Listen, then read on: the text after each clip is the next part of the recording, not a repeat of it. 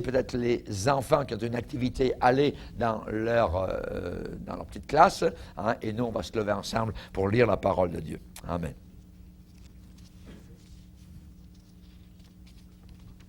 Alléluia. Gloire à Dieu. On va, si vous voulez bien, ouvrir dans l'Évangile de Matthieu, au chapitre 9. Évangile de Matthieu, chapitre 9, et nous allons lire à partir du verset 9. Évangile de Matthieu, chapitre 9, verset 9. Le titre du message ce matin, c'est Jésus-Christ, évidemment, gagneur d'âme. On a commencé à en parler dimanche soir passé, et nous voulons continuer ce matin. Matthieu 9, 9. De là, étant allé plus loin, Jésus vit un homme assis au lieu des péages, et qui s'appelait Matthieu. Il lui dit, « Suis-moi. » Cet homme se leva et le suivit. Comme Jésus était à table dans la maison, voici beaucoup de publicains et de gens de mauvaise vie vinrent se mettre à table avec lui et avec ses disciples.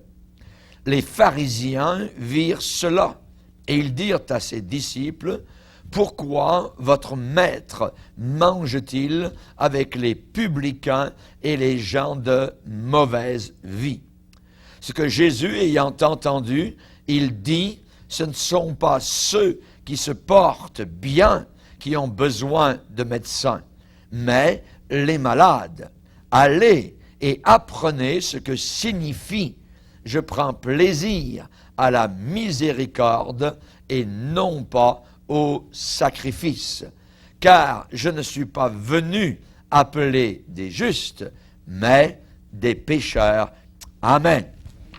Alléluia. Seigneur, nous voulons te bénir et te remercier ce matin pour la parole divine, la parole de Dieu qui est là pour fortifier nos cœurs, qui est là pour nous encourager, pour nous enseigner, pour nous diriger dans ce monde qui s'en vient de plus en plus obscur. Seigneur, la seule lumière qu'il y a dans ce monde, c'est la présence vivante de chrétiens remplis du Saint-Esprit et qui marchent avec toi. Ô mon Sauveur, aide-nous ce matin, Seigneur, à comprendre encore ton plan, à revoir tes pensées, Seigneur, et que les nôtres deviennent les tiennes, que nous puissions comprendre que ce monde perdu a besoin de témoignages.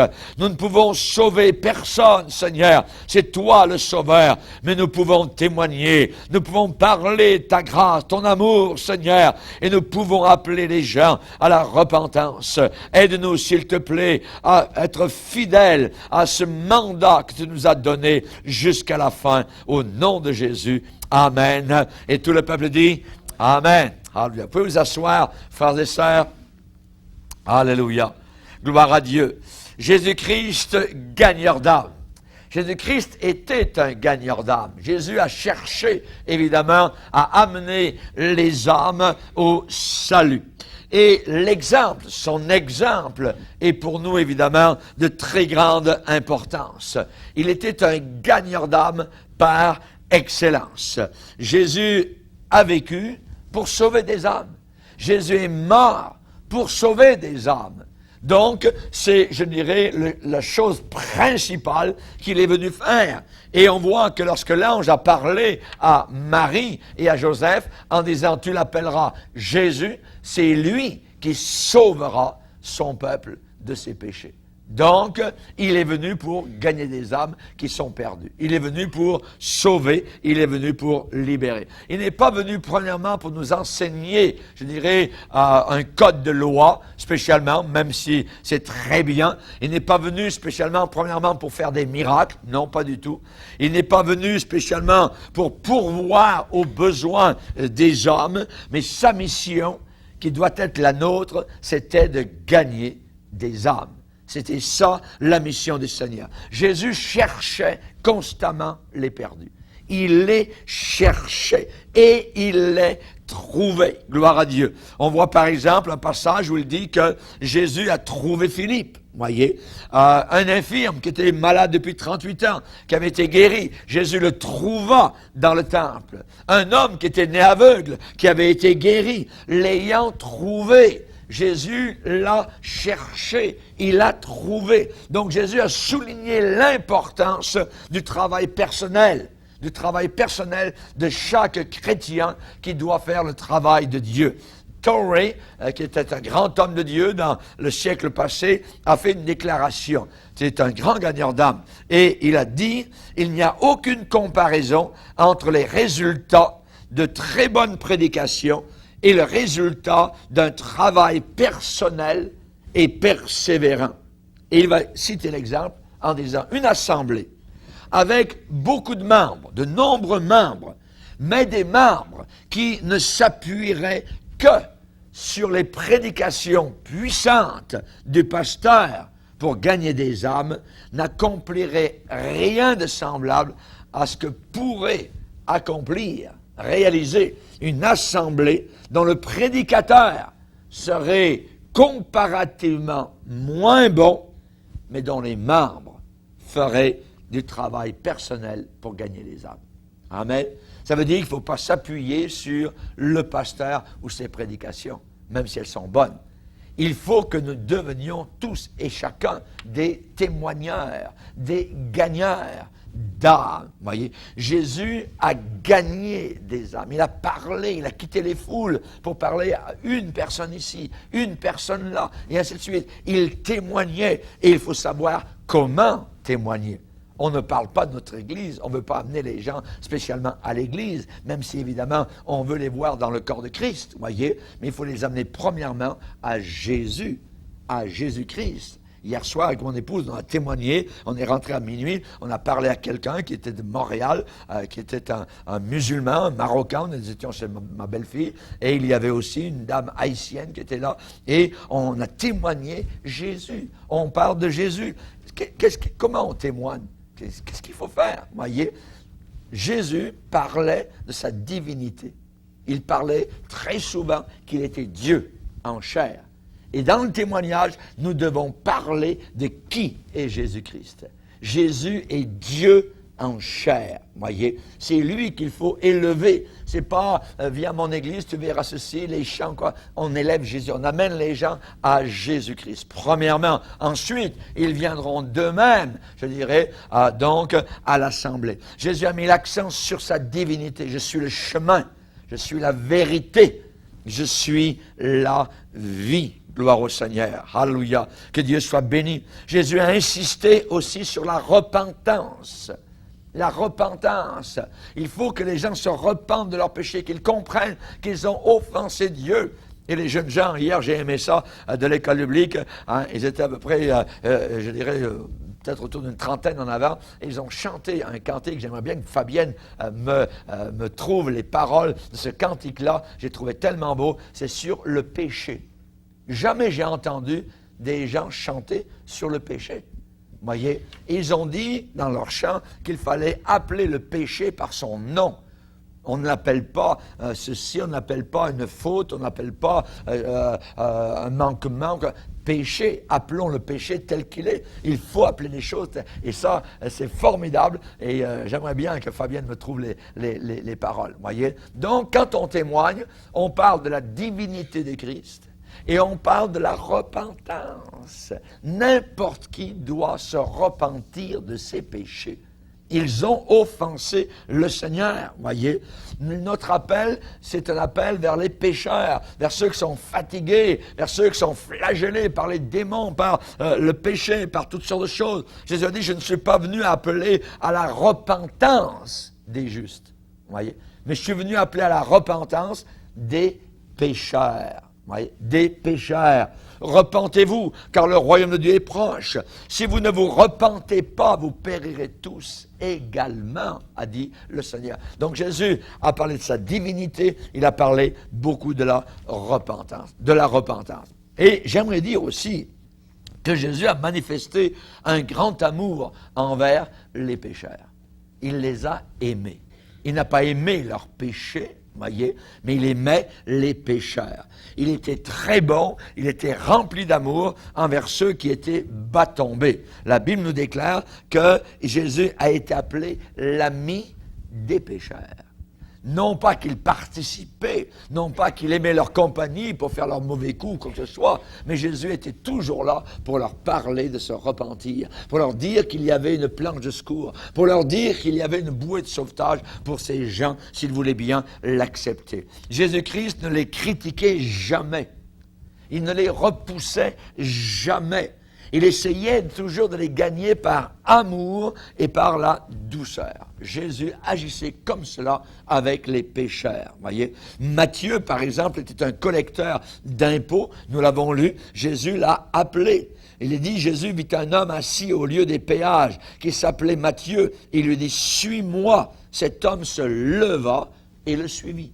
Cet homme se leva et le suivit. Jésus a parlé à un homme, Matthieu. Il a parlé à Zachée, rappelez-vous. Il s'est arrêté sous l'arbre. « Hey, Zachée, descends! » Voyez, il faut aujourd'hui que j'aille dans ta maison. C'est une personne seule. Voyez, Jésus a pris le temps, même s'il y avait de la foule autour, à un homme. On voit avec la Samaritaine. Jésus a parlé à une femme, voyez, sur l'heure du midi. Pendant que les gens étaient au frais dans leur maison, vous voyez, bien blanchis, comme au Moyen-Orient, où le soleil tape, eh bien, cette femme était sortie pour ne pas rencontrer personne, ne pas avoir de conversation, mais elle a eu une conversation avec le Fils de Dieu. Amen. Il a parlé. Jésus a pris le temps avec la Samaritaine. Rappelez-vous la pécheresse qui a été tirée peut-être par les cheveux, par les vêtements, jusqu'au pied de Jésus, qui avait été prise en flagrant délit d'adultère. Eh bien, le Seigneur l'a relevée, l'a restaurée. C'était une personne, gloire à Dieu. Et on voit cela au travers des Écritures, que le Seigneur a pris du temps avec une seule personne. Pas de condamnation, je ne te condamne pas, va et ne pêche plus. Mais au contraire, nous voyons de la douceur, du pardon, et les gens ont confessé donc leur péché. Zachée est ressorti de la maison après la conversation avec Jésus et ensuite, eh bien, il a été transformé. Il a dit, Seigneur, j'ai fait du tort, je vais rendre 4 fois plus à tous ceux à qui j'ai fait tort. Quel changement, voyez. Mais Jésus a pris le temps avec une personne. Et si nous, dans notre Église, nous prenions le temps avec une personne ici, une personne là, alléluia, et nous faisons un travail, le Seigneur, lui, va bénir. Le Seigneur, lui, ensuite, va attirer. Amen. À lui, premièrement, et ensuite, peut-être, à l'Église. Mais Dieu prend soin de chacun de ceux à qui nous témoignons. Il faut du tact, voyez. Il faut de la patience. Vous qui aimez la pêche, voyez, vous regardez tous les pêcheurs qui sont au bord du canal ou au bord de la rivière, ils sont là du matin, voyez, et puis là, ils sont peut-être encore là au coucher du soleil, tout ça, et ils attendent juste que le petit goujon puisse bouger au bout, tout ça. Ils sont patients.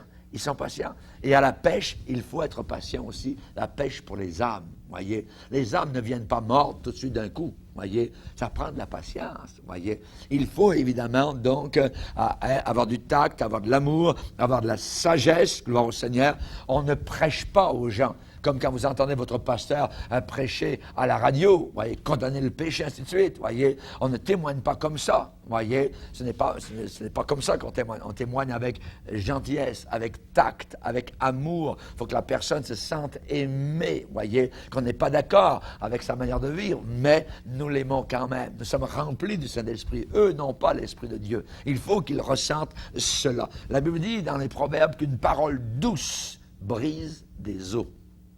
C'est très dur de briser un os, vous voyez. Peut-être vous allez essayer une scie ou un marteau ou quoi que ce soit, mais l'os ne brise pas. Mais une parole douce, pouf, l'os vient de briser. Amen.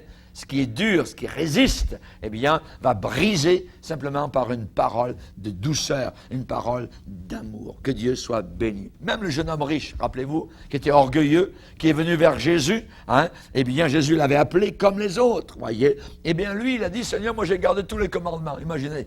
Quel orgueil! Quel orgueil! Mais cependant, il n'a pas été sauvé, mais la tendresse de Jésus. Il a dit Jésus l'aima. Jésus l'aima. Jésus a eu un amour pour ce jeune homme-là, malgré tout son orgueil, malgré évidemment tout ce qu'il avait de religieux dans son cœur. Il n'a pas suivi le Seigneur n'a pas couru après lui pour dire « Attends, on va changer les affaires ». Non, non, Jésus est resté fidèle à son message, mais il l'a aimé quand même. Il l'a aimé, vous voyez, même si l'autre, évidemment, est parti loin du Seigneur. Donc, je dirais que la force motrice, la motivation principale dans nos efforts pour gagner des âmes, c'est d'aimer. Il faut aimer, vous voyez, ce qui n'est pas aimable. Il faut aimer le pécheur. Jésus était l'ami des pécheurs. Nous condamnons le péché au plus haut point, mais je ne peux pas gagner des gens que je hais. Vous voyez? Je ne peux pas, évidemment, les gagner au Seigneur s'ils ressentent que j'ai de la haine pour eux. Il faut que je les aime. Donc, aimer. Aimer les méchants, imaginez. Aimer les orgueilleux. Aimer les contradicteurs, voyez. Aimer les indifférents, même. Hein, nous les aimons pareil, voyez. Donc, évidemment, le but, c'est de sortir les hommes de la fosse, voyez, et non pas de les y enfoncer davantage. Voyez, nous ne sauvons personne, mais le message va faire son chemin dans les cœurs.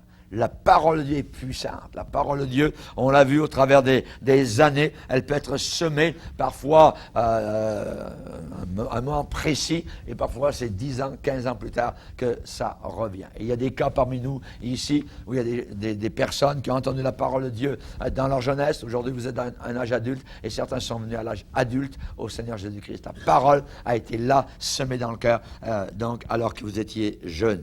Donc il faut avoir évidemment la bonne sorte d'esprit. Parfois, nous sommes portés à juger, nous sommes portés à condamner les pécheurs. Nous ne condamnons pas les pécheurs, nous condamnons le péché, nous ne condamnons pas les homosexuels, mais nous haïssons l'homosexualité. Vous voyez, nous ne pouvons pas accepter une chose semblable. Mais s'il y en a qui veulent se repentir, à Corinthe, il y avait des homosexuels, des ex-homosexuels dans l'église de Corinthe. Vous voyez, et ces gens-là, l'apôtre Paul va leur dire, rappelez-vous ce que vous étiez auparavant, vous étiez certains de vous des ivrognes, des efféminés, il va citer, mais vous avez été lavés dans le sang de Christ. Vous avez été justifiés, voyez. Mais ces gens-là, donc, avaient quitté leur péché et s'étaient soumis au Seigneur Jésus-Christ. Donc, il faut avoir le bon esprit, celui de l'amour quand on témoigne. Il faut aimer les gens, voyez. On n'arrive pas avec un pamphlet, boum, tout va en enfer, voyez. Personne ne va dire rien savoir, voyez. Non, voyez, il faut arriver, évidemment, avec plus de tact, avec plus d'amour, sans que notre témoignage, on reste fidèle à la vérité, on ne change pas la parole de Dieu, mais on dit évidemment des choses avec douceur et avec amour. Même si on nous donne des claques ou quoi que ce soit, ou il y a des gens qui sont enragés littéralement quand on leur parle du Seigneur. Moi, je me rappelle avoir témoigné, j'ai reçu un coup de poing directement dans le front était ouvert, le sang saignait dans la marine. Quand j'ai accepté le Seigneur, moi j'ai eu des chemises déchirées sur le dos, vous voyez, c'était tough, mais gloire à Dieu, il n'y a pas de problème, on continue à aimer ces gens-là parce qu'ils agissent par incrédulité, ils agissent dans l'ignorance, ils ne savent pas, ils ne connaissent pas. Donc, nous avons, nous, le Saint-Esprit au-dedans de nous. Même Étienne, et rappelez-vous, lorsque on l'a tué, les pierres étaient lancées par des gens religieux sur lui, eh bien, même Étienne n'a pas dit « Hey Seigneur, envoie-les en enfer, condamne-les !» Non, Père, pardonne-leur, pardonne-leur, que ce péché ne leur soit pas imputé. Imaginez, jusqu'au bout, voyez, même alors que le sang d'Étienne coulait, eh bien, il n'avait aucun, je dirais, aucune haine vis-à-vis donc des pécheurs. Alléluia. Même s'il leur avait dit la vérité. Donc attention à ne pas juger ou condamner les pécheurs. Vous vous rappelez l'histoire, on va la lire, on va la relire dans Luc 9, dans l'évangile de Luc, chapitre 9, où c'est Jean. On voit un Jean qui est fils de tonnerre. Luc 9, verset 51. Il dit, lorsque le temps où il devait être enlevé du monde approcha, Jésus prit la résolution de se rendre à Jérusalem. Il envoya devant lui des messagers qui se mirent en route et entrèrent dans un bourg, un village des Samaritains, pour lui préparer un logement. Mais on ne le reçut pas, parce qu'il se dirigeait sur Jérusalem. Voyez. Donc, les Samaritains et les Juifs ne s'accordaient pas entre eux. Et parce qu'il allait à Jérusalem, les gens ont dit, non, on ne te reçoit pas. Les disciples Jacques et Jean, voyant cela, dirent, Seigneur, veux-tu que nous commandions que le feu descende du ciel et les consume? Et Jésus se tourna vers eux et les réprimanda, disant, vous ne savez pas de quel esprit vous êtes animés. Car le Fils de l'homme est venu non pas pour perdre les âmes des hommes, mais pour les sauver. Et ils allèrent dans un autre bourg. Voyez? Donc, on voit que que Jean et Jacques étaient prêts à faire descendre le feu du ciel sur les pécheurs qui ne voulaient pas recevoir Jésus dans leur village. Voyez? Et parfois, nous aurons cette tendance à faire descendre le feu du ciel, voyez, et les envoyer directement dans le feu de l'enfer. Non. Voyez, ce n'est pas le bon esprit avec lequel nous devons être animés si nous voulons faire un bon travail pour le Seigneur. Amen. Nous devons demeurer dans son amour. C'est ça que Jésus a dit dans Jean 15. Si vous demeurez dans mon amour. Donc, il faut demeurer dans l'amour. Dieu aime les pécheurs. Jusqu'au bout, il les aime. Voyez, il les aime. Et nous devons, évidemment, aimer les pécheurs et haïr, évidemment, leurs péchés. Vous comprenez cela? Dans Éphésiens 5, on nous dit de marcher dans la charité. Voyez? On nous dit aussi que la foi est agissante par la charité. La foi agit par l'amour. Voyez? La foi agit par la charité. Le fouet, laissez le Seigneur le faire. Voyez? C'est lui qui prend le fouet, c'est lui qui s'occupe du fouet qu'il a pris dans le temple à Jérusalem pour chasser, évidemment, donc, toute la pourriture ou quoi que ce soit. Nous devons nous armer d'amour, nous devons nous armer, évidemment, de vérité et de foi. Et la foi va agir uniquement quand nous aimons. Dans Éphésiens 4, on nous dit de professer la vérité dans la charité. Ça veut dire de professer la vérité, d'annoncer la vérité, mais dans l'amour. Voyez, il faut que j'annonce la parole de Dieu, même si je l'annonce forte, mais de l'annoncer avec toujours amour. Gloire au Seigneur. Maintenant, une autre chose à remarquer, quand Jésus témoignait, quand Jésus parlait, évidemment, pour amener des âmes au Seigneur, il citait rarement la Bible. Avez-vous remarqué? Il citait rarement la Bible. Il n'assommait pas les gens avec des paquets de versets. Et ce n'est pas bon, je dirais, d'assommer les gens avec des paquets et des paquets de versets. Rappelez-vous que Jésus, quand il a chassé le diable qui voulait le tenter, il s'est servi de 3 petits versets d'un grand livre qui s'appelle le Deutéronome. Avec 3 petits versets, pouf, il a pu chasser l'ennemi. Jésus citait rarement la Bible, à moins que l'Écriture ait un intérêt marquant pour la personne avec qui il se trouvait. Voyez, Jésus donnait toujours, je dirais, la priorité, la première place à un intérêt marquant dans la vie de celui à qui il parlait. Rappelez-vous, il a parlé à l'apôtre Pierre. Voyez, il n'a pas cité la Bible, il dit « Quitte ton bateau et tes filets, suis-moi ». Voyez, il a parlé à la Samaritaine, il n'a pas cité la Bible, il a dit « Donne-moi à boire, j'ai soif ». Voyez, il n'a pas arrivé spécialement donc avec une Bible. Maintenant, n'allez pas dire que le pasteur Bourgier il a dit de jamais servir la Bible. J'aime ma Bible. Vous venez juste donner un coup d'œil, vous allez voir comment elle est en lambeaux à certains endroits. Voyez, je m'en sers beaucoup. Voyez, mais pour témoigner, c'est bon de parler avec les personnes, de leur vie, de ce qu'ils vivent. Voyez, pour ensuite tranquillement les amener donc à la connaissance du Seigneur Jésus-Christ. Alléluia.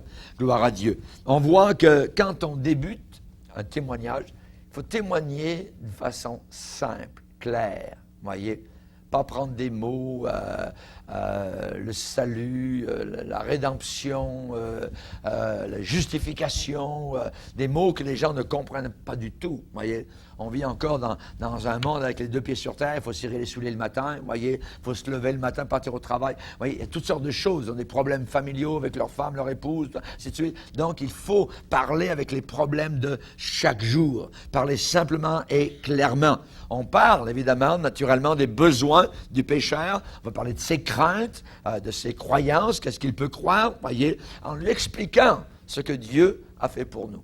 Ce que Dieu a fait pour nous. Les gens ne savent rien de la Bible. Absolument rien du tout. Voyez? Donc, ce qu'il faut, c'est arriver avec une manière simple, hein, en leur parlant, en ne disant pas spécialement « Hey, la Bible dit ça. » hein. Un prédicateur peut faire ça. Mais quand on témoigne, on n'est pas en train de prêcher, on est en train de témoigner. Ouais, donc on parle, c'est une conversation. Quand Jésus a prêché le sermon sur la montagne, il était sur la montagne et là, il prêchait. Mais quand il témoignait, il parlait différemment. C'était un langage d'une conversation. Imaginez, vous êtes juste avec une personne, hein, et que vous êtes en train de lui prêcher. « Hey, il faut que tu te repentes de tes péchés! » Personne va dire, hey, attends, qu'est-ce qui se passe? Si vous prêchez à 2000 personnes, là vous prenez une voix forte, tout ça. Mais quand vous êtes juste avec une personne, parlez doucement, voyez. Alors, parlez avec gentillesse, parlez avec amour à la personne avec qui vous êtes, donc pour lui parler du salut. Et vous allez très vite voir si la personne est mûre pour le salut, ou bien si vraiment, eh bien, vous allez continuer à lui parler plus tard, quoi que ce soit, vous le laissez mûrir un petit peu la parole de Dieu pendant un temps dans son cœur. Il y a beaucoup de chrétiens qui sont nés de nouveau sans aucun verset de Bible qui leur a été prêché. Il y a beaucoup de chrétiens qui sont venus au Seigneur sans aucun verset de Bible qui leur a été prêché. Mais il y a quelque chose qui s'est passé dans leur cœur. Le Saint-Esprit les a amenés à la repentance. Ils se sont vus tels qu'ils étaient, pécheurs et perdus. C'est le Saint-Esprit qui fait ce travail de conviction. Amen. Donc, laissons le Saint-Esprit travailler les cœurs. Une fois qu'on a semé la semence, vous n'allez pas toutes les heures regarder si les semences de radis sont en train de pousser. Voyez, vous laissez la semence faire son travail dans le cœur. Et un beau jour, peut-être quelques temps après, eh bien, vous allez manger des beaux radis. Mais vous n'allez pas toutes les 5 minutes aller regarder si c'est en train de pousser. Amen. Vous comprenez ce que je suis en train de dire ce matin? Amen. Je suis en train de vous dire comment on témoigne, voyez, comment parler de Jésus à ceux qui sont autour de nous. Dieu veut que tous les hommes soient sauvés et parviennent à la connaissance de la vérité. Ça, c'est le but de Dieu. Dieu veut que tous, ouais, on sait que ce n'est pas tous, mais c'est sa volonté. Maintenant, je pense que quand on témoigne, donc il faut parler de la divinité de Christ, on parle de la repentance, nous devons témoigner avec amour.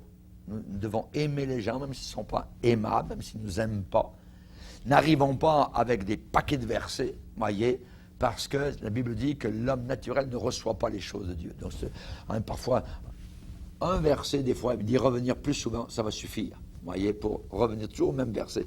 Puis ce verset-là, ça suffit, va travailler le cœur de la personne. Et ce qui est bon, c'est de rappeler toujours les souffrances de Jésus-Christ. Il faut amener les gens à la croix. C'est là, parce que c'est là que Satan a été vaincu. Amen. C'est bon de parler, de les ramener. Les gens veulent s'éloigner, ils veulent parler d'autres choses, ils veulent parler de religion, tout ça. Combien d'argent ils prennent dans ton église, et tout de suite. Les gens, c'est toujours dans ce domaine-là. Ramenons-les aux souffrances de Christ, les souffrances à la croix. Vous voyez, à la croix. On va lire dans Marc 8, 31. Marc 8, 31.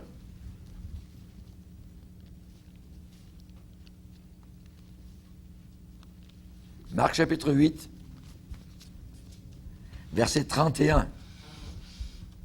Alors il commença à leur apprendre qu'il fallait que le Fils de l'homme souffre beaucoup, qu'il soit rejeté par les anciens, par les principaux sacrificateurs et par les scribes, et qu'il soit mis à mort, et qu'il ressuscite 3 jours après. Il leur disait ces choses ouvertement. Donc on voit que nous devons rappeler quand nous témoignons les souffrances de Christ. Christ a souffert, voyez. C'est bon d'en parler. Dans Isaïe, par exemple, le Seigneur va dire, « J'ai livré mon dos à ceux qui me frappaient, mes joues à ceux qui m'arrachaient la barbe. Je n'ai pas dérobé mon visage aux ignominies et aux crachats. » Voyez, Jésus a beaucoup souffert. Voyez. Dans Hébreux, on dit qu'il éleva à la perfection par les souffrances le prince de leur salut. Par les souffrances, que Jésus soit élevé à la perfection. Dans Pierre, Pierre va dire, Christ a souffert une fois pour les péchés. Rappelez quand vous parlez l'agonie de Jésus-Christ. Son agonie, voyez, l'agonie de Jésus était d'ordre spirituel, d'ordre physique et d'ordre mental dans ses pensées. Il était en agonie, il était dans les angoisses. Jésus ne fuyait pas la mort, mais le fardeau immense de la culpabilité du monde était sur lui. Le péché du monde entier était sur lui. Vous vous rendez compte? L'agonie. Lui sans péché, voyez. comme reculait spécialement devant la profondeur de la haine, de l'horreur satanique, diabolique. Il était en agonie. Et l'agonie, généralement, vient de l'anxiété. Vient de l'anxiété, voyez. L'effort que Jésus accomplissait, les émotions très fortes qu'il vivait. Et on nous raconte, c'est un peu la même manière comme les athlètes dans l'Antiquité, aux Jeux grecs, avant un grand combat, ressentaient une sorte d'agonie, une sorte d'anxiété, voyez. Les lutteurs qui étaient sur le point de s'engager dans un puissant combat. Les mains sont moites, voyez. Mais Jésus, lui, c'était du sang qui sortait littéralement, donc, de ses pores. En agonie. Rappelons l'agonie de Christ. Les sueurs de grumeaux de sang. Le sang qui se mélangeait à la sueur, qui coulait à profusion. Et l'écoulement résultait d'une pression terrible de son angoisse. Jésus est allé à l'extrémité, évidemment, pour obtenir le salut de nos âmes précieuses et de leurs âmes précieuses. Rappelons l'agonie, rappelons l'angoisse. Amen, gloire au Seigneur. Et on nous parle dans Hébreux 5, verset 7, des grands cris et des larmes. Jésus a pleuré. Il n'a pas pleuré dans son coin, dans un petit coin, à grands cris. Il a crié, il a pleuré, il a intercédé. C'est une agonie de larmes. Des cris amers, il a pleuré des larmes, il pleurait à haute voix, il se lamentait.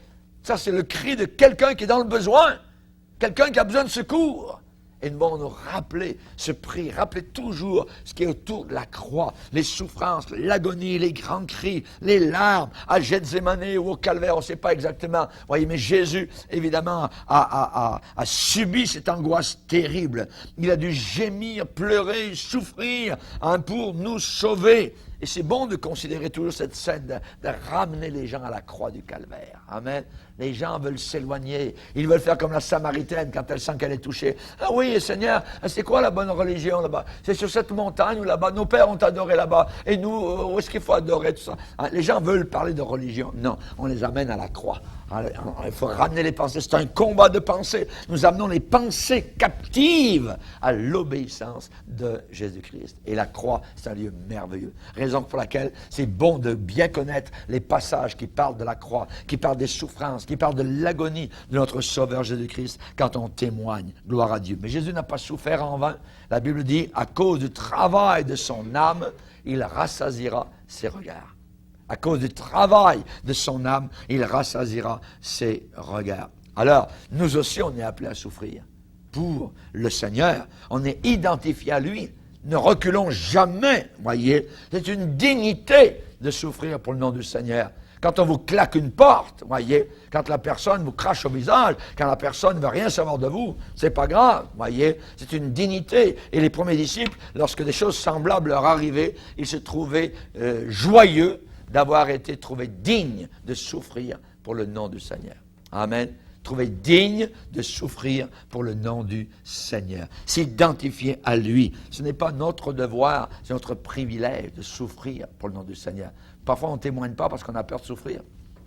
Voyez, on ne témoigne pas parce qu'on a peur d'être identifié, d'être remarqué, de supporter certaines conséquences. Non, n'ayons pas peur de cela. Alors, le Seigneur se tiendra toujours à nos côtés. Il descendra du ciel, il sautera directement au milieu du feu. Là où ces 3 disciples, rappelez-vous à Babylone, avaient pris position pour le Seigneur, lui, il est descendu là directement au milieu des flammes et le Seigneur les a protégés, les a gardés. Que Dieu soit béni. Amen. Quand on prend position pour le Seigneur, c'est là qu'on voit le Seigneur se manifester. C'est là qu'on voit le Seigneur agir. N'ayons pas peur de parler de Jésus. Ouvrons notre bouche pour le Seigneur. Rappelez-vous Moïse qui a préféré être maltraité, voyez, avec le peuple de Dieu que d'avoir pour un temps la jouissance du péché à l'extérieur. Voyez, préférer être maltraité avec le peuple du Seigneur. Rappelons-nous aussi que Jésus, quand on parle de la croix, tout ça, non seulement son agonie, ses grands cris, ses larmes, mais que Jésus a été abandonné de Dieu. Il était abandonné du Seigneur. C'est la pire des souffrances. C'est la pire des souffrances. Abandonné, Dieu se détourne de lui, tout seul. Les disciples l'ont abandonné. L'abandon, le rejet, c'est quelque chose de terrible. Et il y a beaucoup de gens, justement, qui vivent ça aujourd'hui. Et quand vous parlez de ça, oh, ils arrivent à s'identifier. Mais moi aussi, j'ai été rejeté. Jésus, alors, me comprend. Voyez? Et tout de suite, il y a un lien. Autour de la croix, il y a beaucoup de choses qui peuvent aider notre génération. Amen. Que Dieu soit glorifié. Jésus a su ce que c'était que d'être sans espoir. Abandonné. Mon Dieu, pourquoi m'as-tu abandonné? Il a été abandonné. Il était tout seul. Dieu ne le regardait plus. Dieu n'était plus avec lui. Voyez, sur la croix du Calvaire pendant un certain temps, c'est un lieu assez terrible. Voyez, l'abandon du Père qui a abandonné donc son Fils. Jésus a souffert une fois pour les péchés. Et finalement la croix, la crucifixion. N'oublions jamais, rappelons quand on témoigne la crucifixion. Jésus cloué sur une croix, sur du bois, voyez, du bois croisé, ils le crucifièrent. Pour Rome, un auteur a déclaré que c'était la punition la plus ignoble et la plus brutale. La plus ignoble et la plus brutale. C'était pour des esclaves et c'était pour ceux qui étaient considérés à peine comme des humains. À peu près comme un animal. Voyez. Et ça, c'était la pire chose qui est arrivée au Sauveur du monde, à Dieu qui est venu sur la terre dans la personne de son Fils. C'est formidable. Amen. Ensuite, pour Rome, c'était ça. Pour les Juifs, c'est abominable.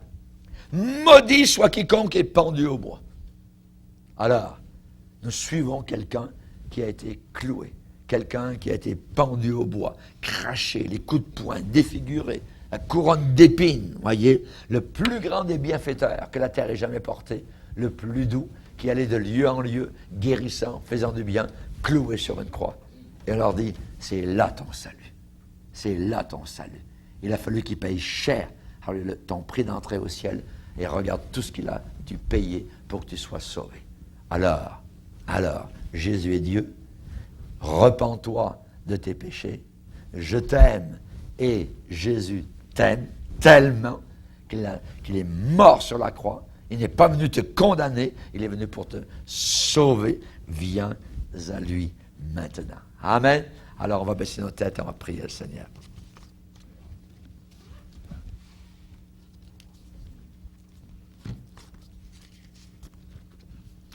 Alléluia. Seigneur, nous voulons te remercier. Nous sommes devant toi pour te glorifier, Seigneur. Aide-nous, Seigneur, à être des gagneurs d'âme.